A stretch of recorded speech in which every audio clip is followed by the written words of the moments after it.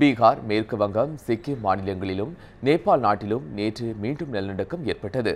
5.07 Richter அலகுகளில் பதிவான இந்த நிலநடுக்கத்தால் பொதுமக்கள் பெருவீதிகளில் பீதி அடைந்தனர்.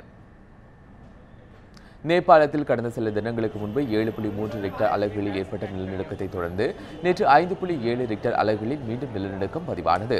நேபாள தலைநகர் காத்மண்டுவிற்கு கிழக்கே தொலக்கா என்ற இடத்தில் 10 கிலோமீட்டர் ஆழத்தில் மையம் கொண்டிருந்த இந்த நிலநடுக்கம் இதன் தாக்கம் இந்தியாவின் பீகார், முசாஃபர், மதுரானி, கிசான் உள்ளிட்ட பகுதிகளிலும் உணரப்பட்டது. அத்துடன் மேற்கு வங்கம் மற்றும் சிக்கிம் மாநிலங்களிலும் நிலநடுக்கத்தை மக்கள் உணர்ந்தனர். இதனால் பொதுமக்கள் பெரும் பீதியடைந்து வீடுகளை விட்டு வெளியேறி வீதிகளில் தஞ்சமடைந்தனர். தொடர்ந்து ஏற்பட்டு வரும் நிலநடுக்கத்தால் இரவு முழுவதும் அவர்கள் திறந்த வெளிகளில் பீதியுடன் தங்கியிருந்தனர். अपने ऑफिस में 4th फ्लोर पे बैठा हुआ था उसी समय हमको कुर्सी पे बैठे हुए அலுவலகத்தில் நான் 4வது மாடியில் இருந்தேன். நான் சேரில் அமர்ந்திருந்தேன். டேபிளில் வைக்கப்பட்டிருந்த எனது ஹெல்மெட் ஆடியது. நிலநடுக்கத்தை உணர்ந்த நான் உடனடியாக வீதிக்கு ஓடினேன்.